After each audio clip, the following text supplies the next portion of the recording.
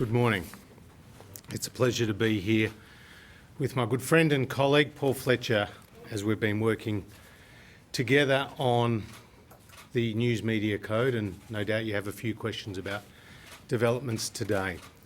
But first I just want to touch on the jobs numbers.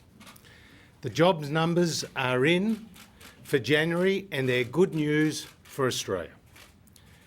The unemployment rate has fallen to 6.4% from 6.6%, beating market expectations. There's been a net increase of more than 29,000 jobs, all full-time jobs. And we have seen the participation rate remain around record highs. We've seen around 350,000 jobs created in the last 4 months. We've seen the underemployment rate fall to 8.1%, the lowest level since 2014. And when you look across the country and the state's performance, Tasmania is leading the way at 5.9% unemployment. New South Wales at 6%. Western Australia at 6.2%, Victoria at 6.3%, Queensland at 7%, and South Australia at 7.1%. This shows the remarkable resilience in the Australian economy and in the Australian labour market. Yes, JobKeeper is coming to an end in March, but the Australian labour market will continue to be resilient as we taper off those payments and move to other support across the rest of the economy. So there are regions, there are sectors, there are many Australians who are still doing it tough.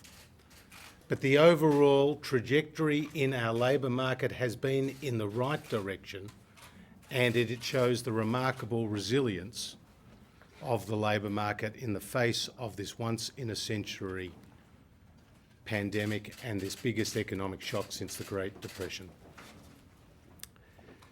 In respect to Facebook's actions today, Facebook was wrong. Facebook's actions were unnecessary. They were heavy-handed and they will damage its reputation here in Australia. Their decision to block Australians' access to government sites, be they about support through the pandemic, mental health, emergency services, the Bureau of Meteorology, were completely unrelated to the Media Code, which is yet to pass through the Senate.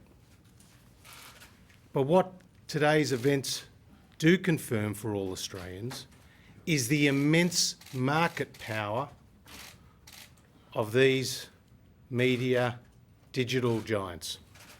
These digital giants loom very, very large in our economy and on the digital landscape. The Morrison government remains absolutely committed to legislating and implementing the code.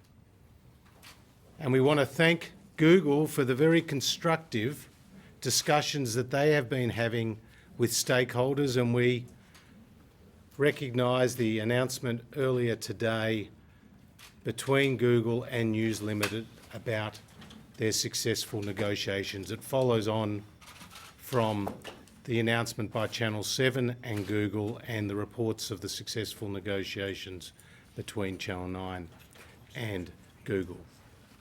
This digital code, this new media bargaining code, is very important microeconomic reform. It's one that was initiated by the Prime Minister when he was then Treasurer, and Paul and I have been working closely on for some time, and I also want to note the hard work of Rod Sims and the ACCC in getting to the point now where we have these successful negotiations between Google and Australian news media businesses paying for content, but obviously we have the developments today with Facebook.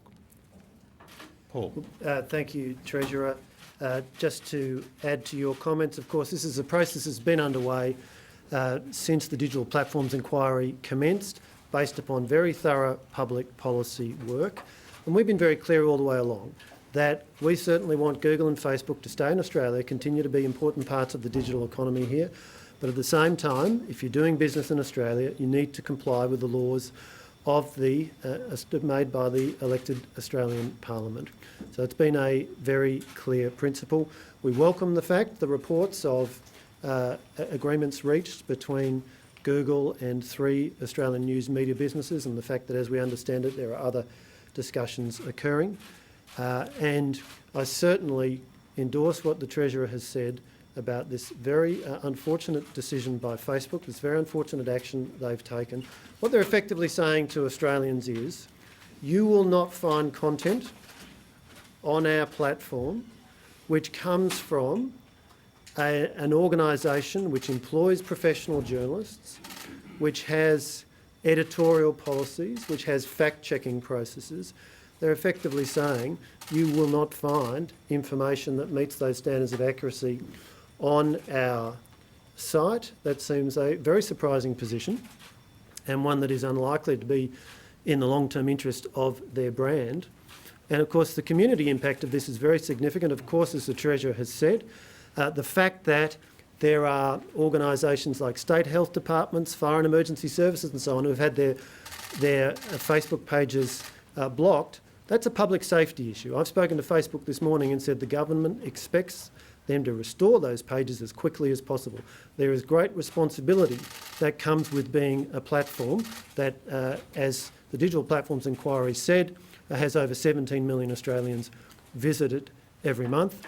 And I've spoken this morning to the operator of North Shore Mums, which is a well-known Facebook page in my own electorate, and like a number of similar services around Australia, her Facebook page has been blocked, and that is of significant concern. So we are very clear that we think this is the wrong action by Facebook, and of course we're very clear on the proposition that we're going to legislate the code. We've been talking to stakeholders all the way through, including Google and Facebook, and we'll continue to do that, but that principle is very clear. Treasurer, were you blindsided by this decision today? You most recently spoke to Mark Zuckerberg on the weekend. So do you, you said that those discussions were constructive. Were you blindsided this morning when you woke up and realised this is what Facebook had done?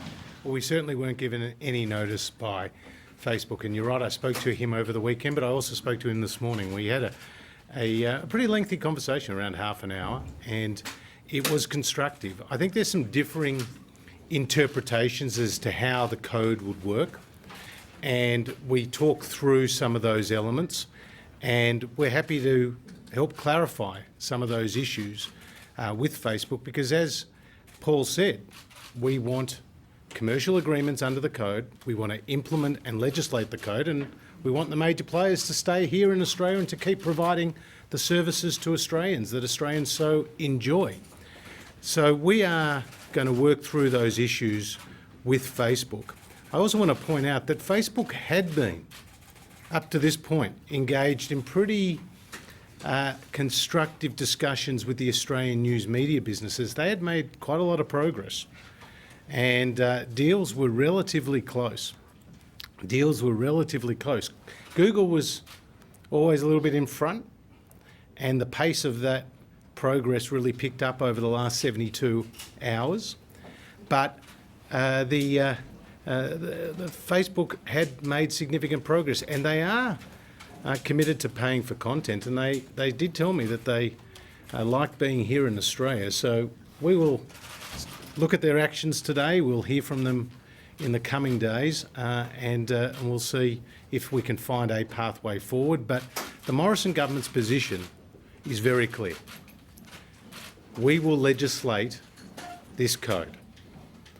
We want the digital giants paying traditional news media businesses for generating original journalistic content. This is critical to sustaining public interest journalism in this country, and this is world leading. Sorry. We'll get through it. If you're having constructive conversations about this and you felt like deals were close between Facebook and the media organisations, potentially the government on kind of where you were moving with this. What went wrong overnight? Why did Facebook do this now? Well, they saw the passage through the House of Representatives of the legislation yesterday. It hasn't gone through the Senate. They saw the passage of the legislation through the House of Representatives. And they interpreted some of the provisions in a specific way. Now, they've clearly made public their concerns about the code as it stands. We will work through some of their issues, as we did over the weekend with the Prime Minister, with Google. And we were able to provide some clarifications and some technical amendments, which we moved through the Parliament this morning with bipartisan support. So let's see where it goes. But Facebook is in no doubt that we're committed to the code. But also we would like to see them here in Australia. But I think their actions today were unnecessary and wrong. What's your message and advice then to not only the Australian public but to government agencies? Are we too reliant on Facebook now? Well, I'm sure Paul will want to add to this, but Facebook is a part of the broader media digital landscape. Many Australians rely on Facebook for their information that may be very important, credible information about government services and the like. So it does show you how integral they are to the provision of news. That being said, they should also pay the traditional news media businesses for generating content. Look, I'd agree with that comment, and the only thing I'd add is it's a very dynamic environment. We've seen, all of you working in the media business have seen enormous changes, an extraordinary rate of change, and I do make the point that people move and adjust if services are withdrawn or change in the way they're delivered. And I'm sure Facebook would be conscious of that as well, that by withdrawing services, they're doing themselves commercial damage, and I'm sure they're thinking about that very carefully. Treasurer, will Google be exempt from the code now that it has struck deals with the major news organisations? I don't want to preempt decisions around the designation process. What I've said consistently, privately and publicly, is that if commercial deals are struck, that changes the equation. And I'm not talking just about commercial deals with Channel 7 or Channel 9 or News Limited. We're looking for a broader range of deals, including with the regional players and the smaller players. And as I understand it, that is what is happening. Jonathan? You said you spoke with Bucks and Good this morning. Is what's happened overnight brinkmanship? And does he and Facebook want changes, amendments to what is before the Senate now? Well, again, he did explain to me that they had concerns with aspects of the code, and it goes to the interpretation of some of its elements, and he will come back to me with some more considered views, and we'll listen to him and discuss that with the Prime Minister and with our colleagues, and we'll make decisions then. But we are committed to the code. We have passed it through the House of Representatives, but at the same time, we're happy to engage in this discussion. If this standoff can't be resolved and the code does become law, will it still be able to be applied to Facebook so that media companies can seek payment from them, or is it just a redundant process then? Again, I don't want to get into the realm of hypotheticals right now, because what we have is a code that's before the Parliament that is yet to pass. What we do know is that there has been successful negotiations, really world firsts, between Google, a giant company with a massive global presence, and Australian media businesses, and that's a good thing. With respect to Facebook, they were pretty well down the pitch, and they had entered into good faith negotiations with the media businesses. These actions have come at the 11th hour, and we will see what transpires over the period ahead. Treasurer, Facebook's shown in the past it doesn't seem to care about its reputation. It's done very little, for example, to stop pedophiles from using its messenger service. What makes you think that they won't just leave the news market altogether in this situation? Well, I'm sure Paul will want to talk to this as well, because we have taken on the digital giants, and the Prime Minister's played a leadership role through the G20 about the dangerous content that's being posted and the importance of regulating that. I've said before on Insiders a few weeks ago, I said, when I was put to me that Google had threatened to leave Australia. And I said I didn't dismiss those threats, but we weren't intimidated by them either. And that still applies to Facebook. Having spoken to the Prime Minister this morning, Paul and I know that the government's resolve remains very firm and very strong. Treasurer, on Facebook's response to follow up John's question, Facebook's response this morning was claiming that the law does not provide clear guidance on the definition of news content, and that they have had to take a broad definition to respect the laws as drafted. Do you believe that's correct? Do you believe that the definition could be tightened? And on a second point, if I could, we've seen health departments, we've seen government agencies caught up in the Facebook block. Are you concerned about how this might affect the vaccine rollout, for instance, misinformation around vaccines, information of how people can get vaccines once they're available? Well, I think these are very serious issues as to the ability of Australians to access credible information here. We're talking about government sites, and that is why we welcome Facebook's latest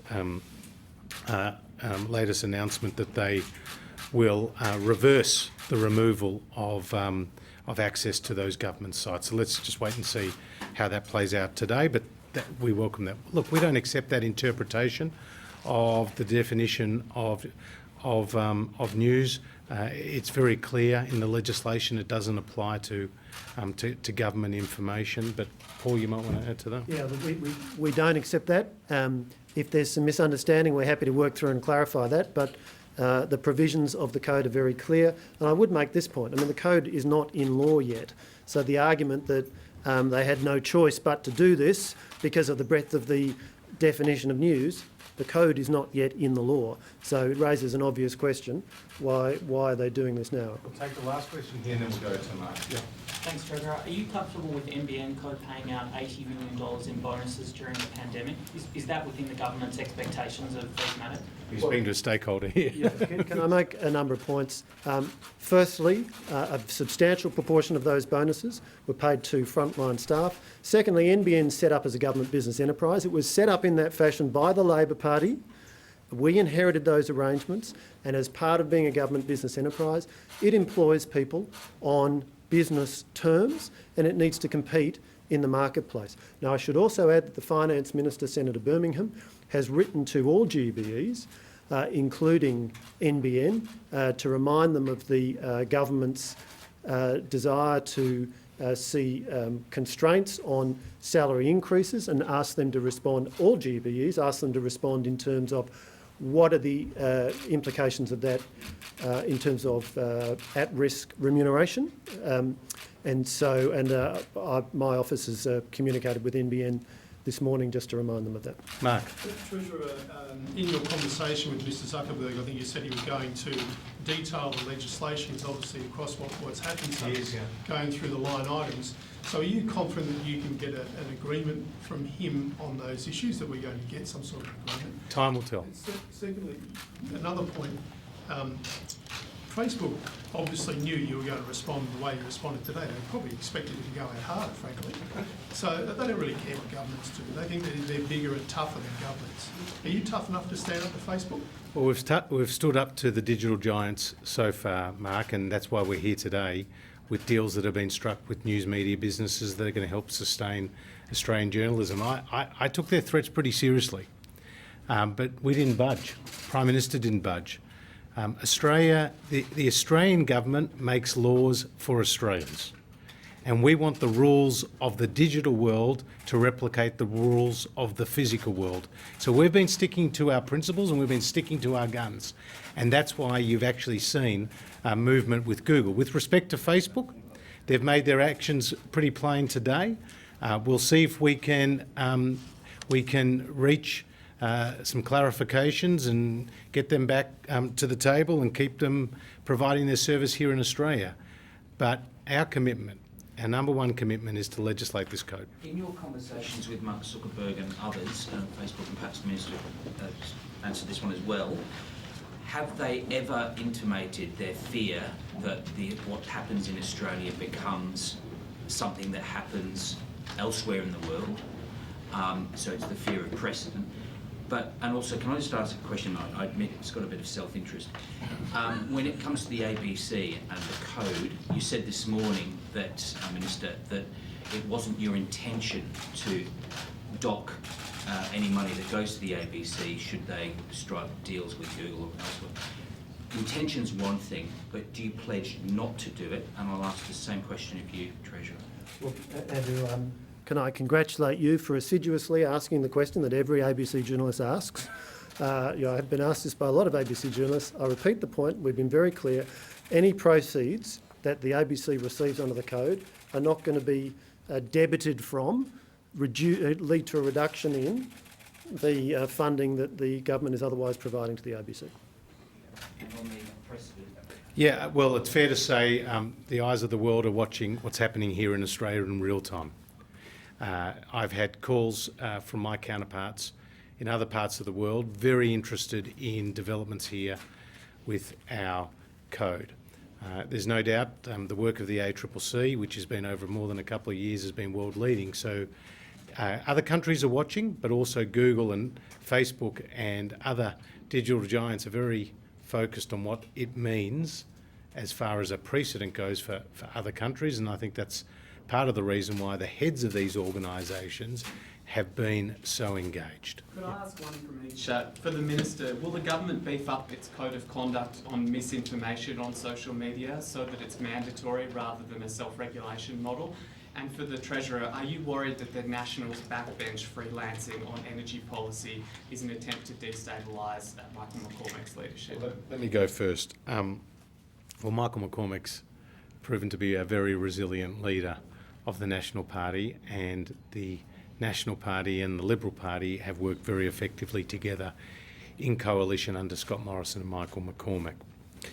With respect to energy policy, it's a pretty complex area, as I know. If I took off my jacket, I could show you the scars from being the energy minister. And there are lots of different views. There are lots of different views. But the great thing about being a member of Parliament is you have an opportunity to air your views. So let Angus Taylor, as the responsible minister, deal with those issues. But when it comes to the bill before the Parliament, obviously that's about setting up a reliability fund. We have a very strong track record of lowering energy prices, of getting a more affordable system, a more reliable system, and I think that is helping Australians pay less for their power bills. Did you want to say? Just on the disinformation code, so it was an ACCC recommendation that we develop a voluntary code working with the sector. That's the model that's been used in the European Union. That code will come into effect shortly, and the Australian Communications and Media Authority will report to government by 30 June on the effectiveness of that code. If there's a need to use stronger powers, then we're certainly prepared to do that. John. Treasurer, how do you respond to the concept that Facebook is concerned about the non-differentiation code in the clause in the legislation, and that if it develops new products, services, or changes its newsfeed product, that it could be forced to renegotiate deals with news publishers under the code, and it's concerned it doesn't want to have to keep renegotiating these deals? How do you respond to that? Yeah, well, we don't share that interpretation, and obviously that is, you're right, one issue that they've raised with us. It's been a pretty long process, Paul, in putting together this code. It started off as a voluntary code, then it became a mandatory code. We originally had one-way value exchange, now we've got two-way value exchange. The final offer arbitration model has been heralded as an important aspect of this code, and so too with the non-differentiation or non-discrimination clauses that are put in place. I think one of the misapprehensions about how this code would operate is that somehow the digital giants have to strike hundreds of deals. That is not the case. We have a pretty concentrated media market, but what we also saw in the submissions to the code's development was that a number of the smaller players came together and put in a joint submission. So too, that can work in terms of default offers being presented to some of the smaller players by the digital giants, and they're conscious of that. And so And so I think that again is one of the misapprehensions that we are working through with them. Yep. Last question. And then I think Matthew has a question. So yeah, he's got a jobs question, so you better take that one as well.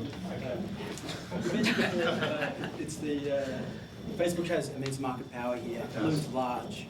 Outside this bargaining code, are you considering extra regulation or broadly anything else with regards to Facebook's market power? I know that the Google Ad Tech ACCC inquiry made a note of Facebook's power in this area. Yeah. Can you take us through anything more broadly we need to look at? Well, that's a separate discussion about ad tech, and as you know, it was a draft report and it's gone out, and again, it goes to the ACCC's important work in an important area with some important conclusions and findings. But this is what we're focused on right now. Trying to lock in the code through the Parliament, legislating what has been world-leading analysis and policy development by the ACCC, backed, to Mark's point, by the hard resolve of the Morrison government to see down those threats wherever they come from. That is what we have been focused on, and that's why we're here today. I don't want to lose sight of the fact that Google and News Limited this morning have announced a deal. And you saw earlier this week Channel 7 and reports of Channel 9's deal. This spans both print and television and all the other services that your broadcasters provide. It's a massive step forward we have seen this week. But if this was easy, every other country in the world would have done it already. But they haven't.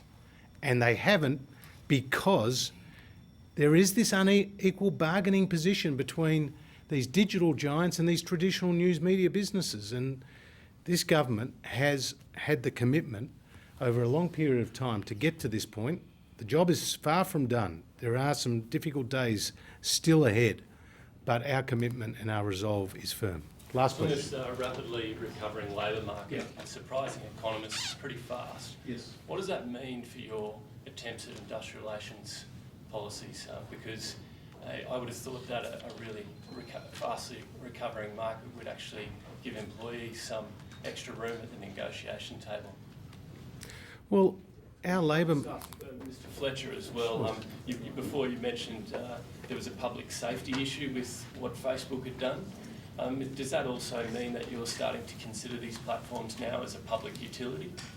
Well, I'm simply making the practical point that it's a communications means which is used by many public safety agencies and government departments, and if that communications channel is suddenly withdrawn, then that raises very significant concerns. And just to finish off, as this is the last question, I'm glad we've finished off on the topic of jobs, because it has been a remarkable recovery in the Australian labour market. To see the unemployment rate fall to 6.4% today and to beat market expectations, and to see a net increase of more than 29,000 jobs, all of which are full-time, is something to celebrate, despite the challenges that still remain. But it's important to understand that even as JobKeeper comes off, there are other supports going into the economy, the tax cuts, the infrastructure spending, the JobMaker hiring credit, as well as the business investment incentives. But we've still got to keep driving economic activity and boosting productivity, and reforms around the labour market and more flexible workplaces and extending from 4 to 8 years the enterprise agreements on greenfield sites is a good example of what's good for the economy. So for Labor to oppose our industrial relations reforms holus bolus showed a ideological opposition to economic reform. Just as they've sat on the fence when it comes to the digital code, they would have got splinters from sitting on the fence for so long. I mean, the reality is this is an important microeconomic reform with respect to the digital platforms and with respect to industrial relations. That is another way to boost productivity, and a lot of these reforms do require bipartisan support to get through the Parliament. Unfortunately, they haven't always received it, but today's labour market numbers are very positive and encouraging. Thank you.